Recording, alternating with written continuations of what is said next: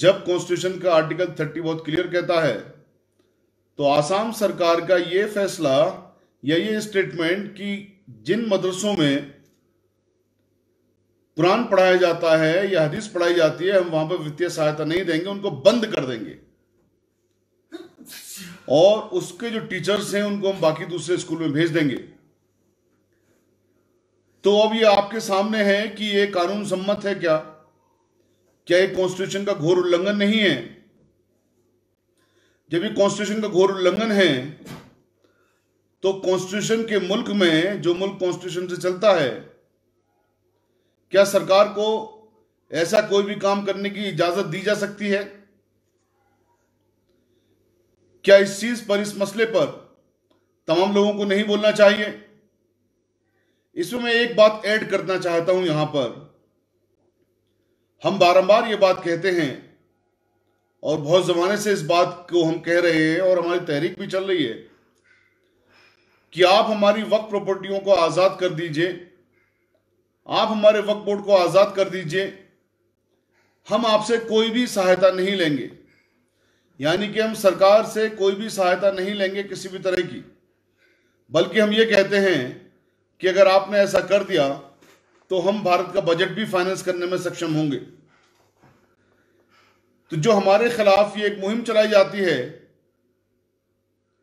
कि साहब सरकार का पैसा मदरसों पे क्यों खर्च होगा, जहां पे कुरान पढ़ाया जाता है, जहां पर हदीस पढ़ाई जाती है, और ये तुष्टीकरण की नीति है, तो हमें दुख भी होता है और शर्म भी आती है इन लोगों की मेंटेलिटी पर, जो लोग ऐसी बातें करते हैं।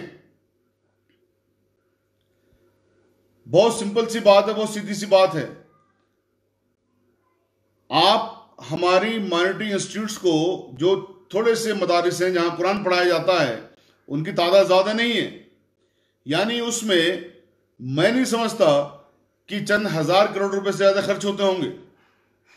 लेकिन जो हमारी वक्फ प्रॉपर्टियां भारत की सरकार ने एक्वायर की हैं, दफा 51 जो वक्फ एक्ट 1995 का है, उससे पहले भी जो वक्फ एक्ट थे सब में वो दफा थी जो ये कहती है कि वक्फ प्रॉपर्टियों को कोई भी सरकार एक्वायर नहीं कर सकती है। उसमें एक प्रोविजन है और उस प्रोविजन के तहत एक्वायर कर सकती है तब जबकि उसकी बहुत जरूरत हो और वो कंसर्न वक्फ बोर्ड से लिखित में परमिशन ले और वक्फ बोर्ड को उस जमीन के बदले में पैसा दे, कंपेंसेट करे।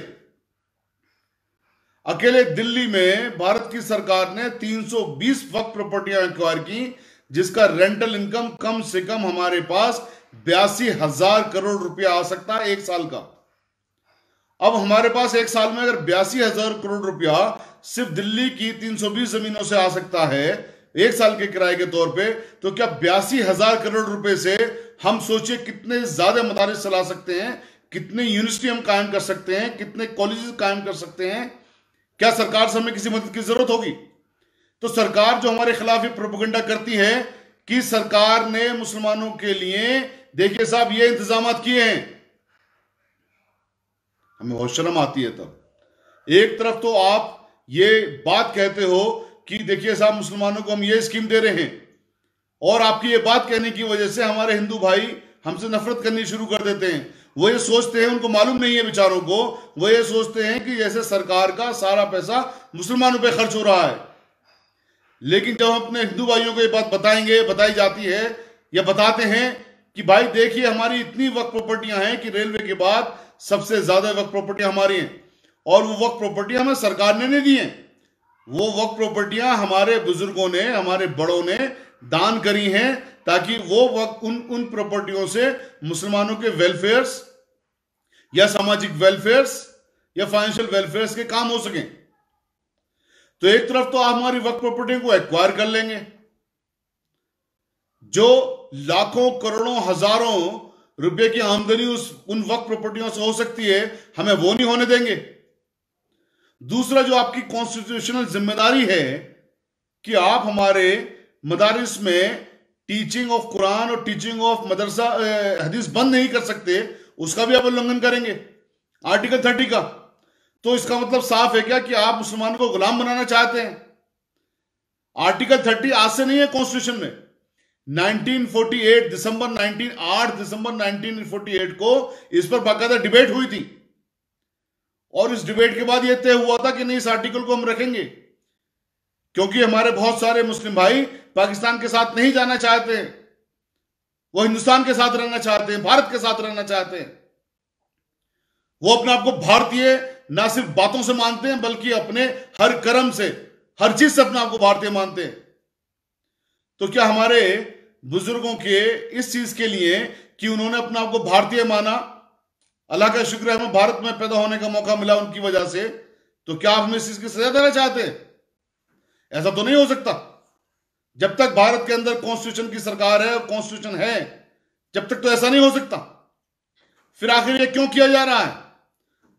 और ये किया जा रहा है उसके बाद जो तमाम मुस्लिम लीडर्स हैं, जो बेमतलब की बातों पे तो बहुत ज्यादा बोलते हैं, इस पर क्यों नहीं बोल रहे? क्यों नहीं बोलते हैं वो इस बात पर? एक कांग्रेस के लीडर ने स्टेटमेंट दे दिया कि साहब आप कुंभ के ऊपर 42,000 करोड़ रुपया खर्च कर रहे हो, मदरसों में कुछ पैसे खर्च कर रहे हो आप, तो उस पर इतना बवाल इन्होंने कर दिया कि उसको अपने इसको ट्वीट को डिलीट करना पड़ा। हर चीज को हिंदू मुस्लिम से जोड़ देंगे आप। अरे भाई, कॉन्स्टिट्यूशन कौन पढ़ेगा? कॉन्स्टिट्यूशन के बारे में कौन बात करेगा? फिर ये आज से चला आ रहा है आर्टिकल क्या? और ये आर्टिकल चला आ रहा है, आप इसे खत्म कर रहे हैं। हम तो आपसे ये कह रहे हैं, हमें आपसे रिजर्वेशन भी नहीं चाहिए, हमें आपसे कोई और पॉलिसी भी नहीं चाहिए, सिर्फ हमारे वक्फ बोर्ड को आजाद कर दीजिए। और जब वक्फ बोर्ड को आजाद करने की बात करते हैं तो सरकार के मंत्रियां भी, बहुत सारे मंत्री भी ये बात कहते हैं कि साहब वक्फ बोर्ड तो मुसलमान ही चलाते हैं, फिर किस तरह की आजादी की बात करते हैं? और हम बार-बार इस बात को कहते हैं, आज भी कह रहे हैं हम, कि वक्फ बोर्ड को हम चाहते हैं कि वक्फ बोर्ड की तामील, वक्फ बोर्ड का कॉन्स्टिट्यूशन गुरुद्वारा प्रबंधक कमेटी की तर्ज पर हो। जब गुरुद्वारा प्रबंधक कमेटी की तर्ज पर होगा तो तमाम मुसलमान उसमें पार्टिसिपेट करेंगे, उसके जो अहदेदारान को अपॉइंट करने के लिए, वार्ड मेंबर से लेकर के चेयरमैन तक। और जब यह होगा तो मुसलमानों के अंदर भी वक्फ बोर्ड के प्रति प्यार जागेगा। और उन्हें यह जब पता लगेगा कि वक्फ बोर्ड के पास इतना पैसा है और वक्फ बोर्ड के पास इतनी प्रॉपर्टियां हैं कि वो ना सिर्फ अपनी तमाम परेशानियां सॉल्व कर लेंगे, बल्कि हमारे भारत का बजट फाइनेंस करने तक में वो सक्षम हो जाएंगे, तो सोचिए फिर वक्फ बोर्ड के लिए कितना प्यार होगा। तो आपने जो चीज पूरे भारत के लिए फायदे की हो सकती है, ना सिर्फ मुसलमानों के लिए, वक्फ बोर्ड अगर आजाद हो जाता है और वक्फ बोर्ड के अहदेदारान अगर मुसलमान अपॉइंट करते हैं सारे के सारे इलेक्शन के जरिए, जैसे गुरुद्वारा प्रबंधक कमेटी के होते हैं, तो उससे क्या सिर्फ मुसलमानों को फायदा होगा? अगर यूनिवर्सिटी बनेंगी तो भारत के अंदर बनेंगी, रोजगार मिलेगा तो भारत के लोगों को मिलेगा, पढ़ाइयां अगर होंगी तो भारत के बच्चे पढ़ेंगे, पढ़ाएंगे तो भारत के लोग ही पढ़ाएंगे, ऐसे हॉस्पिटल अगर कायम होंगे तो भारत में होगा, भारत के लोग ही उसके अंदर काम करेंगे, भारत के लोगों का ही इलाज उसके अंदर होगा, और हर मजहब के लोगों का इलाज होगा, हर मजहब के लोग पढ़ाई करेंगे। ऑनरशिप अलग चीज है, ऑनरशिप वक्फ बोर्ड की होगी, लेकिन फायदा सभी को होगा ना। सड़कें बनेंगी अगर उस पैसे से, मुसलमान एरिया करते हैं क्या? सारे लोग इस्तेमाल करते हैं ना उसको। देखिए, एक परिवार में अगर 5 बच्चे हैं, 4 बच्चे कमा के लेके आते हैं और एक बच्चा अपाहिज है, तो बाप का पैसा भी और उन 4 बच्चों का पैसा भी उस अपाहिज बच्चे पे खर्च होता है।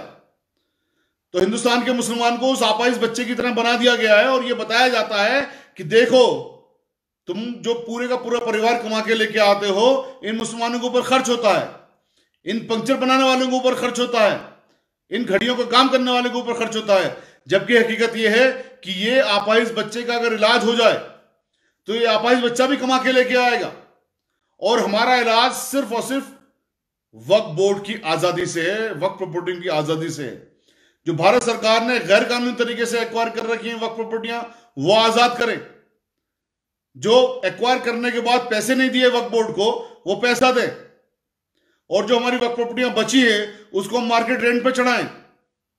आप यकीन जानिए कि पूरे 5 साल लगेंगे नहीं, जब भारत का मुसलमान पूरी तरह सक्षम भी हो जाएगा, कोई बेरोजगार नहीं रहेगा, और जिन लोगों की 60 साल से ज्यादा की उम्र, उनको पेंशन भी मिलेगी। जो हमारी बहनें तलाकशुदा हैं या जिनके शौहरों के और खाविंदों की डेथ हो गई है, उनको भी स्कॉलरशिप मिलेगी, पेंशन मिलेगी। जिन बच्चों के सिर से उनके माँ बाप का साया उठ गया है, उनको पेंशन, उनको स्कॉलरशिप मिलेंगी, उनको पढ़ाइयों के इंतजाम होंगे। तो एक इतना अच्छा सिस्टम यहां से हो सकता है, उस चीज पे काम नहीं करेंगे। आपके अंदर हिम्मत है तो क्यों नहीं इस चीज के लिए कानून बनवाते। मैं भारतीय जनता पार्टी से इस बात के लिए कहता हूं कि आप बहुत कहते हैं कि साहब मुस्लिम तुष्टीकरण की नीति नहीं करेंगे हम, आप मत करिए मुस्लिम तुष्टीकरण की नीति। हम बहुत परेशान आ चुके हैं कांग्रेस की इस तुष्टीकरण नीति से ही, और इस कांग्रेस की तुष्टीकरण की नीति की वजह से ही हम दलितों से भी निचले स्तर पर पहुंच गए, क्योंकि हमें हमारे भाई नफरत करने लगे हैं। वो भाई नफरत करने लगे हैं, वो हमारे हिंदू भाई जिनकी वजह से हम पाकिस्तान नहीं गए, जिनकी वजह से हम मुसलमानों के साथ नहीं गए पाकिस्तान के, जिनकी वजह से हम हिंदुस्तान के साथ रहे, और ये उस तुष्टीकरण की नीति की वजह से ही हुआ है। हमें तुष्टीकरण की नीति नहीं चाहिए। आप हमें हमारे वक्फ बोर्ड को आजाद कर दीजिए, हमारी वक्फ प्रॉपर्टी को आजाद कर दीजिए, वक्फ बोर्ड का कॉन्स्टिट्यूशन आप बना दीजिए गुरुद्वारा प्रबंधक कमेटी की तर्ज पर। हम आपको यकीन दिला रहे हैं, हम आपसे एक भी पैसे की डिमांड नहीं करेंगे। भले कॉन्स्टिट्यूशन के अंदर प्रावधान है कि सरकार का दायित्व है, सरकार का कर्तव्य है कि सिक्योरिटी देना माइनॉरिटीज को, यह सरकार का फर्ज है। एजुकेशन इंस्टीट्यूट्स को सिक्योरिटी देना माइनॉरिटीज के, यह सरकार का फर्ज है। और ये माइनॉरिटीज का राइट्स है कि वो कुरान पढ़े, हदीस पढ़े, सरकार इसमें दखल नहीं दे सकती है। तो ये सरकार के सीधे सीधे दखल है इसके अंदर। हम इन सारी चीजों को भी एक तरफ उठा के रख दें। आप अगर हमें हमारा ये कर दें, वक्फ बोर्ड को आजाद कर दें, तो हमें किसी चीज की जरूरत नहीं पड़ेगी। हमें अब शर्मिंदा करना बंद कर दें, हमारे ऊपर अब ये आक्षेप लगाना बंद कर दें, ये लांछन लगाना बंद कर दें।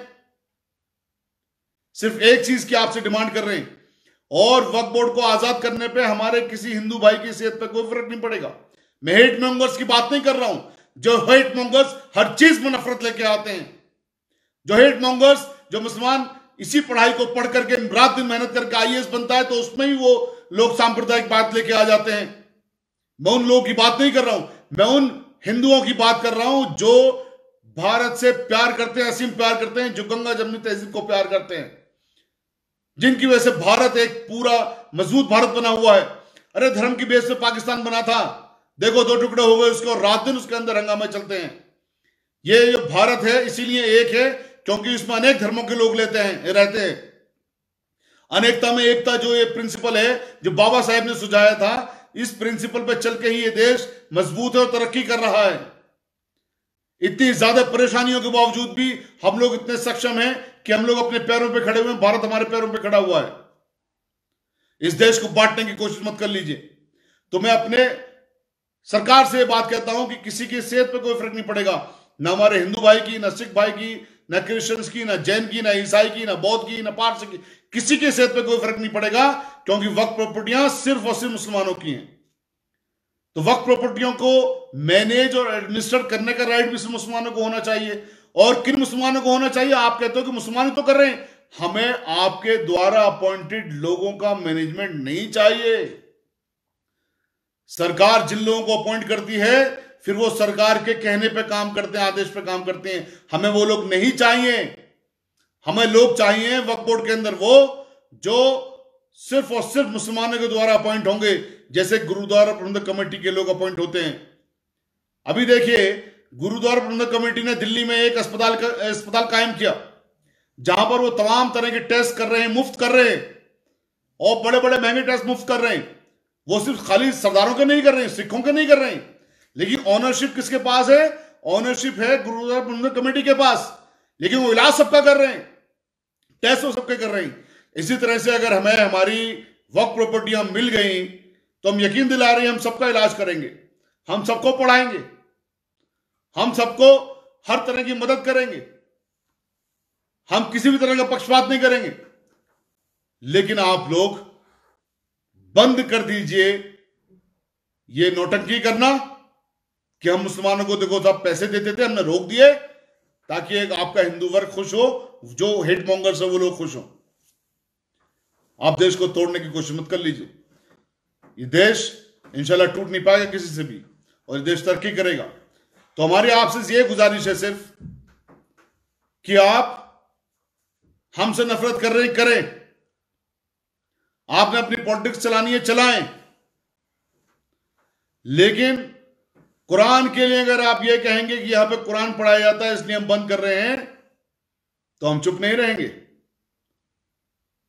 आप अपनी किताबों को पढ़ाइए, गीता को पढ़ाइए, रामायण को पढ़ाइए। किसने मना किया है आपको? ये कौन सी नेगेटिव बात आप लेके आ रहे हैं कि साहब कुरान नहीं पढ़ने देंगे, या यहां पर कुरान पढ़ा जाता है इसलिए पैसा नहीं देंगे, सारे टीचर्स हम यहां से हटा लेंगे, दूसरे के रख देंगे।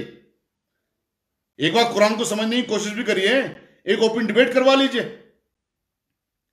कुरान जो शिक्षाएं देता है, अगर वो शिक्षाएं लागू हो जाती हैं तो कोई भी जरा सी भी असमानता नहीं रहेगी, 100% बराबरी आ जाएगी। लेकिन मैं आपसे कह रहा हूं, आप अपने मजहब की किताबें पढ़ाइए। हमने कहां मना किया है? आप कुंभ के मेले में 42,000 करोड़ रुपए खर्च करते हैं, हमने कहां मना किया है? आप 42 लाख करोड़ रुपया खर्च करिए। आप बहुत सारे स्कूल कायम करिए जहां पर धार्मिक किताबें पढ़ाइए, संस्कृत पढ़ाइए, हमने कहां मना किया है? लेकिन आप हमें हमारे राइट्स को नहीं ले सकते हैं, आप हमारे कॉन्स्टिट्यूशन राइट्स को नहीं खत्म कर सकते हैं। आप ये गलती मत कर दीजिए। पॉलिटिक्स आप हर चीज में कर रहे हैं, कुरान पे पॉलिटिक्स बर्दाश्त नहीं की जाएगी। शुक्रिया। सभी अहम खबरों के लिए न्यूज़ MX को सब्सक्राइब करें, साथ ही बेल आइकॉन को जरूर दबाएं। लाइक, शेयर, कमेंट करना ना भूलें।